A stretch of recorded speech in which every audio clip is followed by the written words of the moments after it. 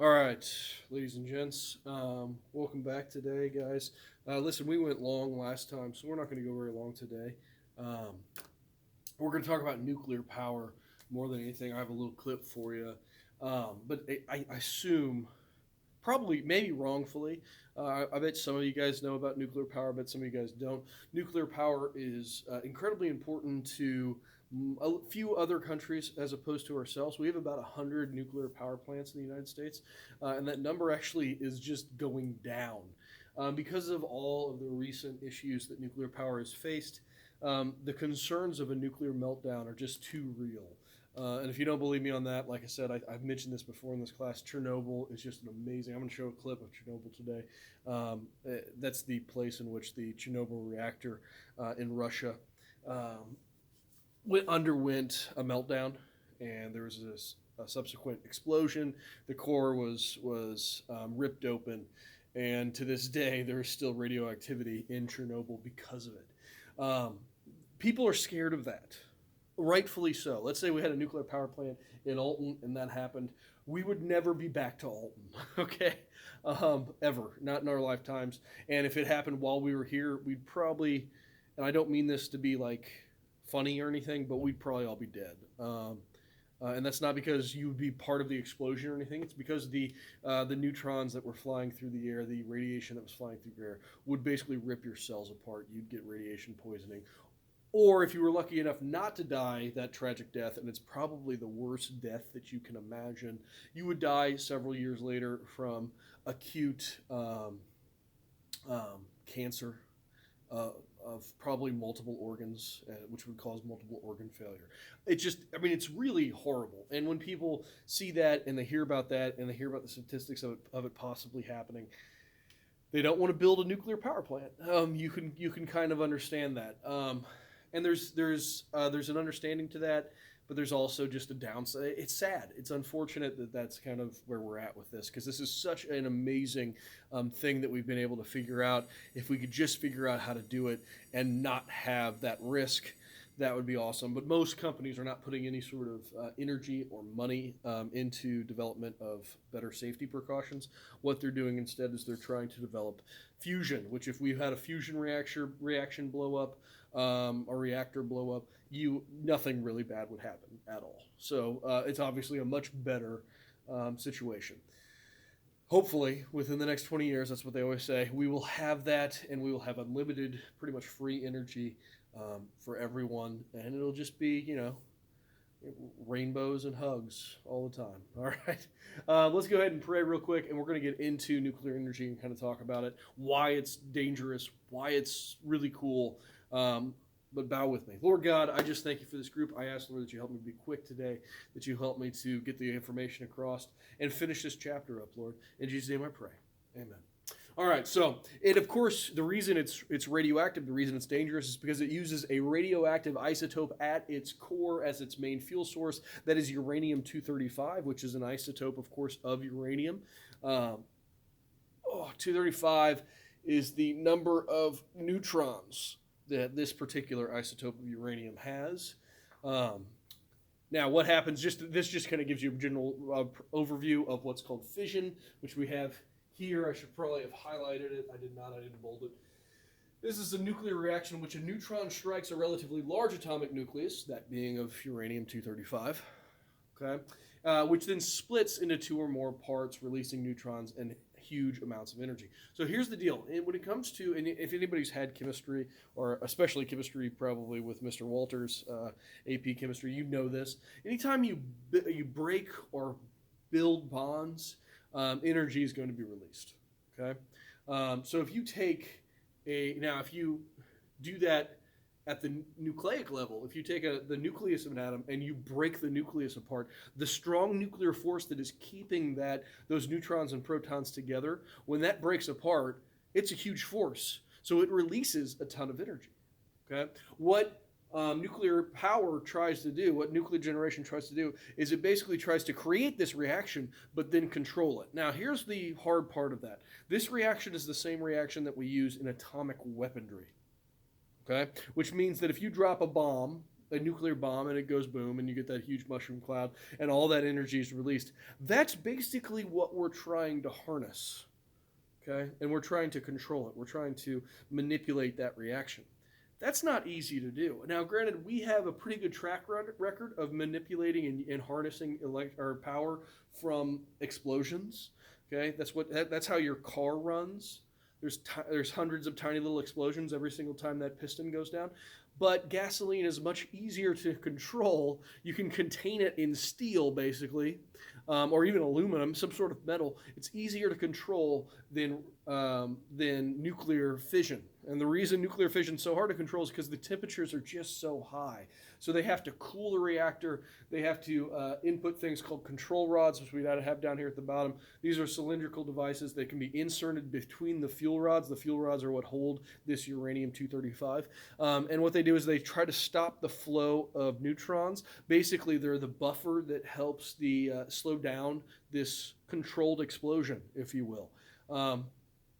The problem is it's easy for it to get away from us. It's easy for it to potentially, with the wrong things put in place, it's easy for the core to melt down, for the control rods to not be used properly, for the water flow to, because usually they're water cooled, for it not to pump correctly. I mean, there's just so many things that can go wrong with these reactors. And trust me, I love them. I think that these are amazing, and don't think that we don't still use them. They're everywhere. Like I said, we have 100 nuclear power plants, but pretty much every submarine and every aircraft carrier and most of the battleship destroyers that we have, they all run off nuclear power.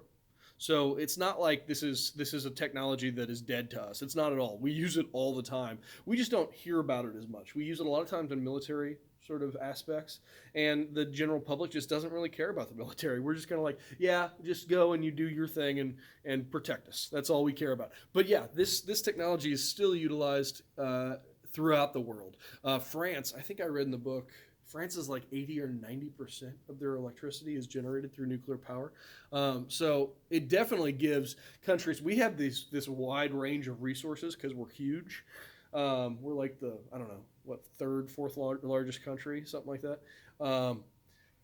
France is pretty small in comparison. So they don't use a lot of the resources. Instead, they generate electricity using this. Okay. So, of course, there are problems. First off, it's incredibly expensive to build especially a new nuclear reactor. And the main reason for that is because of the danger. So we have to put redundancies in place to try and avoid a meltdown or try to avoid a earthquake disrupting the nuclear power plant, or try to avoid improper use of the control rods. Like I said, there's so many things that can go wrong. So what they do to try to curb that is they put in very expensive, very elaborate sort of safety fails. Okay. Now that's a good thing, obviously, because you don't want the nuclear power plant to melt down, but it's also bad because it causes it to be really expensive to build. That's why we haven't built one, man. I would say in the last there's a couple I think that are in the process of being built and trying to get funding, but I mean it's been a long time, I think, since we've actually built one in the United States. And some of them are old. That's the other thing. You have to retrofit them. You have to put those redundancies back into place. You have to change them throughout time. They are prone to accidents. Like I said, they are subject to weather events. Think if there was let's say we had one in New Orleans, and then Hurricane Katrina happened. However many years ago that was. Would it have survived Hurricane Katrina without any sort of incident? I don't know. And then finally, probably the biggest concern is not only the spent fuel consideration, but also, which is probably more of a concern, but also how we get the fuel. So getting the fuel, the uranium, is difficult, and then what to do with it after it has been used is a tedious process. There are 3 types of radioactive waste. There's high level, used in fuel rods, and low level that contaminates clothing, tools, mining tailings, etc. And then there's I forgot what I don't think it was medium level. I think the book referred to it as just mine tailings. So I think mine tailings was kind of off on its own. But these are just things that come near or in contact with this radioactive debris. Now, you sit there and you think to yourself, well, if it's this dangerous, why are we using it? Let me give you an example of just how crazy it is. This is a scene from Chernobyl, which was the 2019 sort of I don't know, docudrama, I think is the term that they use here, where they're going through a real world event and they're just kind of highlighting what happened through it. It's a great series. Um, and they're going to go, and this is at the beginning of the series where they're still, that's the explosion there of the reactor, and they're still trying to understand if the nuclear radiation is bad, if the core has been exposed. Um, and what they're using is is an old unit of measure called a Roentgen. I think I'm saying that wrong, but the reason that I don't know how to pronounce it is because it's not used anymore. But it's a unit of exposure. So we're going to talk about Curie's in just a second, which is a unit of radiation, a measurement of the activity of radiation. But a Roentgen is a unit of exposure. And there's really there's a difference there, and again, it's not really used that much, but anymore. But let me just tell you that like anywhere from 0 to like 300 of this unit is considered really bad. Okay, I mean 0 is obviously fine, but if you go up past 5, you are highly exposed to radiation. It considers to be it's starting to be a health hazard. So something like 300 would be almost deadly. All right, with enough exposure. So they're trying to figure out in this scene just how severe this explosion was and how much radiation is being basically leached out into the environment.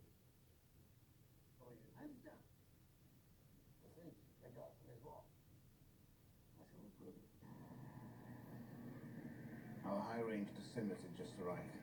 The high-range dosimeter is the measuring device. Mount the dosimeter on the front.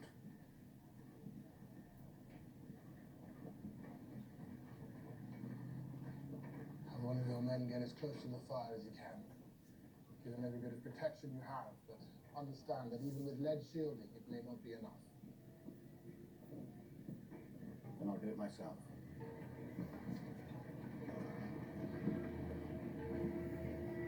Look.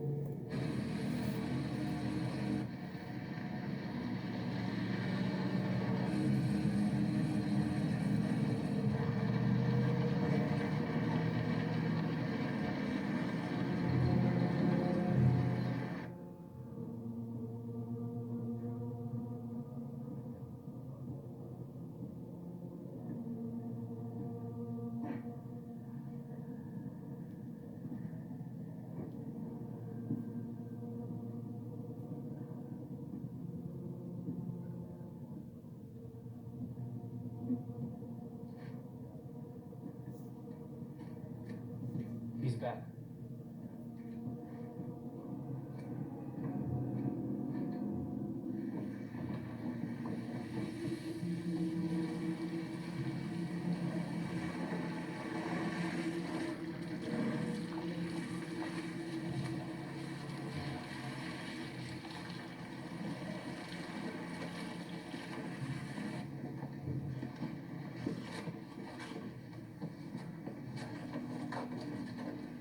It's not through, Roentgen. It's 15,000. Comrade Savina. What does that number mean? It means the core is open. Means the fire we're watching with our own eyes is giving off nearly twice the radiation released by the bomb in Hiroshima. And that's every single hour, hour after hour. 20 hours since the explosion, so 40 bombs worth by now. 48 more tomorrow, and it will not stop. Not in a week, not in a month. It will burn and spread its poison until the entire continent is dead. All right, so really interesting scene. So again, they thought it was 3 Ronkin in that scene. It turned out to be 15,000 Ronkin, so the exposure was obviously a lot larger. Like I said, I think I mentioned this before. It was so high that the explosion was glowing because the radiation was ionizing the oxygen in the air. Really a crazy event. Really cool video that was produced from it. Both of those men who were real life individuals, pretty much every character in here was a real life individual. Both those men died within 5 years of working at this site of radiation poisoning, or at least cancer caused by it. So, couple more things. So, how do we measure radiation? At least the quantity, not the exposure, but the quantity. First off, we use what are called becquerels. These are units of measure they measure the rate which a sample of radioactive material. Wow, it's a tough day. Decays. Usually, it's equivalent to 1 atom or nucleus per second. If you take a bunch of those, you get a Curie, named no doubt after Mary Curie, who was the first one to kind of understand radiation. Which is, a Curie is equal to 37 billion decays per second. Now, like I said, this is why Chernobyl is a great example as to why this wonderful technology is just not widespread. If you would have asked people back in the 1950s, 1940s, what it was going to look like today, they thought we were going to have so many of these nuclear power plants that you weren't even going to measure power consumption anymore. That you would just pay kind of like a flat fee, everybody would pay the same, and you could just have unlimited amounts of energy. It was no big deal. You could have really inefficient things because energy would just be so abundant because of nuclear power. And it just wasn't the case, and it's because of the drawbacks more so than because of the benefit. This is hopefully the future that they hope for, and that is through the process of nuclear fusion, not fission. Fusion is the power of the sun. It's taking lighter nuclei, things like hydrogen, forcing them together to form heavier nuclei, like the nuclei found in helium. Through the creation of those bonds, through smashing those nuclei together to create a larger nuclei, heat is also generated. The hope is that we could use that heat to, of course, again, create steam, turn turbines, create electricity. This is the holy grail of science, in my opinion, more so than almost anything else. If you talk about, I think it's on par. I really do believe it's on par with the medical field. The holy grail is really understanding and curing cancer, like a general sort of cancer vaccine. That would be just amazing. This would be just as amazing because it would give you the reality that people thought we would have back in the 50s, that there would be unlimited power. It would be, if it was state subsidized or federally subsidized, it would be basically free. You could have 2 or 3, arguably, of these power plants. There's one direction saying that we're going to make these smaller, but you could have maybe 3 or 4 of these that would run the entire country. Because if you could make a sun, that's basically what they're trying to create. They're trying to create a sun in a factory, in a building. And that's a difficult task, but hopefully we will get to it one day soon. So that's all we have for today, guys. If you're bored and you have HBO Go, check out Chernobyl. It's pretty cool. I will see you guys next time. We will start on the next chapter. All right. Stay safe. Stay healthy. Bye.